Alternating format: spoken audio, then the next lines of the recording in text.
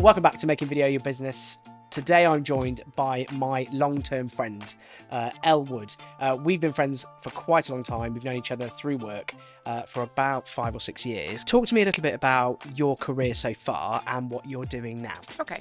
I was originally training to be a surgeon, but unfortunately my papa got poorly and my mum wasn't coping, and honestly neither was I. So I ended up back at home in my late 20s thinking, what on earth am I going to do? And I ended up joining an estate agency that was only 6 weeks old at the time. So it became our baby, all of us, and we just worked really hard and loved it.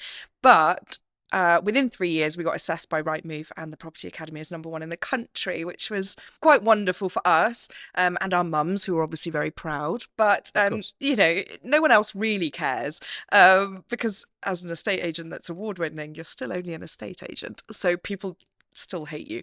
But what it did mean was that the industry said, well, how on earth have you do that? Because you haven't got a high street office. You play on social media all the time. So when are you actually getting any work done and how are you doing it? So I ended up training people on basically our processes and our marketing techniques up and down the country, which has just been, well, the biggest honor really.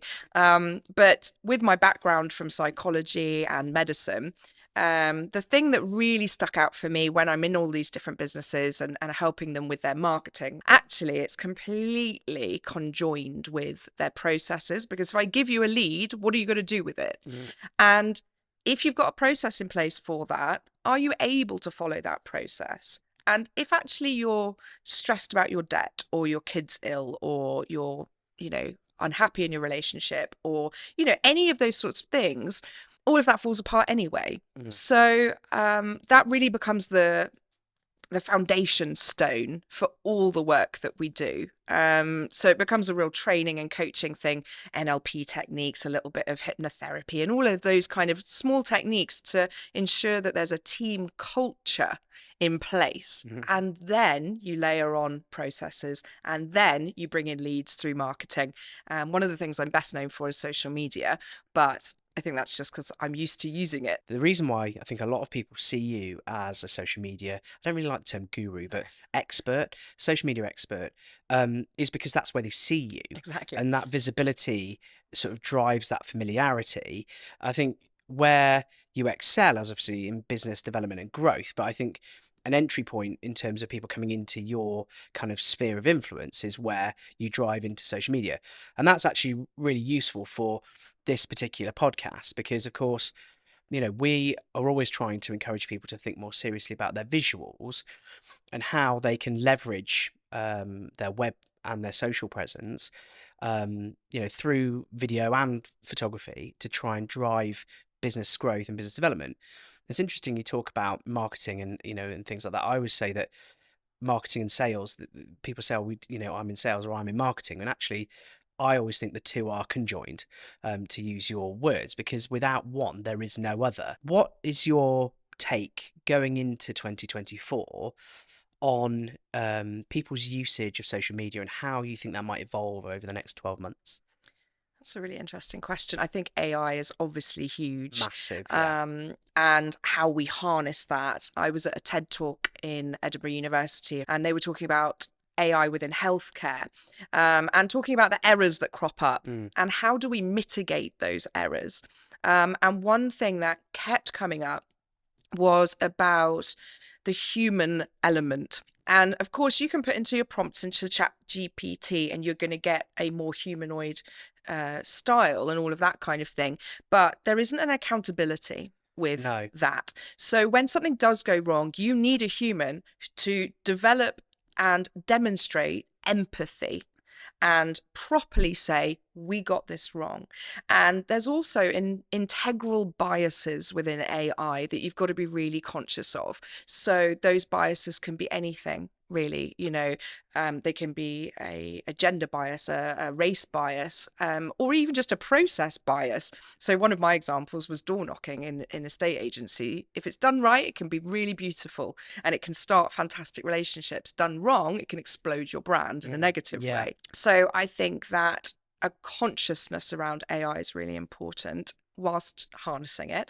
And I think leaning into video, leaning into video. We were doing video 10 years ago. Well, we ran training with you 6 years ago, I think. Exactly. Do you know, I found in my diary when that was, it was 2017. Yeah. So that was when we decided to step up the fact that we were doing video. We were already doing it, but we wanted to make sure we were doing it well instead of just messing about with it. So if people still aren't doing it, they're missing out on opportunities to make relationships through the screen. I don't think everything needs to have a professional edge or professional finish. I think the doing is far more important than that. And I think, yes, if you're going to have something that's going to stay on multiple channels and be a piece of statement content, like a profile for your business or whatever, then of course, I would encourage you to go and get them done properly. If it's just general day-to-day stuff, I think it's really important to let people in. Would you agree? Absolutely. So what I tend to talk about is YouTube as a library, and that's a library for clients to search for you because it's the second biggest search engine in the world. Yeah. So if you've put your keywords in there, maybe about your area or, whatever it is that you're selling or your service, then create a library on YouTube, because not only can people find you 24/7, you can also utilize it. So when you're on the phone or in person and you say, well, that's really interesting, you're not the first person to say that. I've got a video on it that will help as a reminder or explain it in more detail. Yeah. So it becomes this incredible resource. And that's where I would like to see a lot of businesses do something slightly elevated. Yeah. Now, if you're very small, that doesn't always have to mean expensive. It might just mean that the next stage up is investing in a £20 lapel mic and a £20 tripod. Correct, for your mobile phone. And then as you grow, if you do, that might not be your business style, but you just expand as you go. And I think that utilizing the library and knowing how to use the social media platforms in the right way gives you the opportunity to show your professional brand, but it also gives you the opportunity to say, oh, look, we're having fun today, or this is a behind the scenes moment. And if you're just honest on there and you say, this is what I like and this is who I am, you attract your tribe. Yeah, it's authenticity. And I think we all try and do that, because I think the key to that is that you don't want to try and put a square peg in a round hole, do you? Definitely not. When we started leaning into social media for our estate agency, we've really, really discovered quite quickly that we reduced the number of difficult clients because they were self-selecting at a really early stage. And most people in any journey of purchasing, whether that's a product or a service, unless it's the chocolate bar at the till, most journeys are quite lengthy. So if you take moving house, you're probably looking at 18 to 12 months before you choose your estate agent. Yeah. So we've got a lot of time in that industry to really get to know somebody and for them to get to know us. Yeah. And once they've seen our social media for a few times, they go, I can't stand these people. They're never going to work with us. So then we're never going to upset them in the future. So we're never going to upset one another as negative clients. And the number of difficult clients we had really significantly reduced. And the number of great transactions we had, whether that became a full service or not, it just increased. And people would stop us in the co-op and the pub, and people would wave to us, and then we'd be like, do I know them? So we ended up having to wear name tags all the time with the company logo on, and we'd wear them whether we were in the pub or the co-op or wherever, because it helped people go, oh, that's who they are. There's a little company I follow on Facebook called Sugar and Sloth, and they create stationery, and it's sort of neurodivergent and it's kind of cutesy and it's frogs holding knives and it's just sweet and silly. But they have such a big following through their naturalness and their openness about their neurodivergence and about their dark days and about their sadness, that they've attracted this whole tribe of people that all feel similarly. So when they launch a new product, the audience feel like they're supporting their friends. Yeah. The company no longer have to sell. They've got an entire audience lapping it up. Yeah. It's so powerful. The thing for me with your business as well is you're always very keen to focus on mental well-being whilst at work, and how important that is to make you more productive, also more successful. How do you think that fits into people's sort of drive in social media and pushing things forward? Because we know that cameras, social media, putting yourself out there, can be daunting. It can be quite difficult for people, and we totally accept that. but it's such an integral part of business growth and development now. Where does the balance come there? Pushing yourself out of your comfort zone is always difficult. So there are a few key mindset shifts that I've found have really helped a lot of my clients. One of them is, it doesn't matter if your roots need doing. It doesn't matter if your beard's not perfectly tidy. I mean, I try. Yeah, it looks gorgeous, Thank by the you, way. Mine's all Yours is right coming as well. through. It's nice. Yeah, no, it's doing well. It doesn't matter, because when you're in the co-op, people can see you.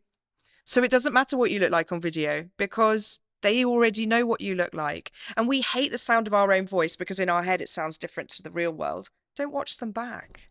It's that simple. You and Chris Watkin, one of your favourite tips is when you're doing a selfie video, put a post-it note on the front of it. I call them a facial flap. Oh my God. It's so revolting. It's wonderful. So put your post-it note on the front, write some notes on it. Don't look at yourself. And it doesn't cost a huge amount to send it off to somebody else to get it edited if you really can't stand looking at yourself. But everybody already knows what you look like. That's a really big thing. And the other thing to think about is, what's the last video on social media that you scrolled past? Name it. Describe every moment of it. Tell me at what point. I want to know the minute and the seconds that they fumbled their words. Because you don't need to keep doing takes until it's perfect, because you can't remember those details. So why would anyone else? So my favorite analogy when it comes to this kind of thing is when it rains, which it does quite a lot in the UK, you can see every single droplet. But do you recognize every single droplet shape, consistency, color, size? No. But when the rain has finished, what can you see? A puddle, a lake. That's what social media video is like. That's what social media as a whole is like. No one cares if every single bit of it is perfect. What they remember is this huge lake, because you become the top of the mind. McDonald's, Coca-Cola, they're huge companies, but they still regularly advertise because they want to be top of your mind. That's how you can utilize your social media, even for your small business, let alone a huge business. Go make a lake. Don't worry about the detail. Quality content, yes. Content is contribution, yes. But don't worry if you fumble your words. You won't remember that I've done it. I think a lot of businesses get really hung up on, oh, this is in the wrong place, or that's not quite there. And they just don't focus on the feeling. Would you agree with that? When I'm talking to often smaller businesses and I talk about leveraging empathy, they look at me like I'm talking out of my foot, because what I'm talking about is really forcing the humanness of something and thinking about your customer as a person and everything that entails, everything they might be interested in. Because what you see a lot of people doing with their social media, as an example, is selling. And all they do is sell. All estate agents do is put property on property. And all cake shops do is put cake. Now, that's fine if I'm interested in only cake. At that moment in time. But what else can you share that might engage them? Take estate agents as an example. At any given moment, there's on average about 3% of an area looking to move house. So 97% of your area aren't interested in what you're posting unless you make it interesting. And a lot of estate agents say to me, well, I only want property stuff on my socials. Well, in that case, I'm afraid you're missing a trick. And do you know who first said that? Saatchi and Saatchi in the 90s. So don't roll your eyes at me now. Saatchi and Saatchi, the biggest advertising people ever, the gurus of everything. And I hate that word, but they're just the gods. They talked about love. Now, I'm talking about empathy, because I think if a woman particularly walks around saying, think about your customers with love, I'm going to get lynched. I'll never get any clients. But I think that's so important to think about empathy. That comes into the mental well-being of it all, because if you approach empathy first with your team and with your customers, you're leaning into that authenticity, you're leaning into that reality. It's so important that you recognize that as a customer, as a human, we love to have our expectations met. It makes us feel safe. It makes the person we're dealing with feel reliable, and therefore we feel safe with them. Our inner childs and all of that are kept warm and cuddled. And again, that can sound a bit wishy-washy, but it's just real. Saatchi and Saatchi called it love. I'm saying look after those people using that format. Midsummer Murders, Allo Allo, they're the same format time and time again, and they are so long running because we know what's going to happen when we watch it. But crucially, don't say this only once. What a mistake of a maker. So you've got to think about that with your video content. You've got to think about that with your social media. How do I present this, and what is my process for presenting this? In terms of people out there who are engaging with this content, what would be Elle Wood's top 3 tips for 2024, thinking about their businesses as a whole from a sales and marketing perspective? What would your top 3 bits of advice be? Go make a lake. Don't stress about every single typo or fluffed up word when you're speaking. Go make a lake and produce content as contribution. Lean into empathy for yourself, for your team, and for your customer, because if you're going to leverage that, you then go on to educate, entertain, e-promote, all of those good things. And third, try and have a bit of fun with it. I'm a huge advocate for play. I think a lot of adults forget to play, especially if you've got kids, because play becomes something for them, not for us. And adults end up only playing in a very adult way in the bedroom. But actually, there's a lot more to play. There's a lot more to play with. And if you can allow yourself that freedom to play, and the opposite, which is to be bored. Yes. Don't pick up your phone all the time. Just sit with the boredom and feel the boredom, because that's where creativity and invention comes from, and calm. Mate, thank you so much for coming. Thanks also for dressing on brand. Oh. I appreciate that. My pleasure. And I wish you huge success through 2024 and beyond. I'll see you soon at an industry event somewhere, won't I? I look forward to it. Thanks, Thank you mate. for having me. Cheers, mate.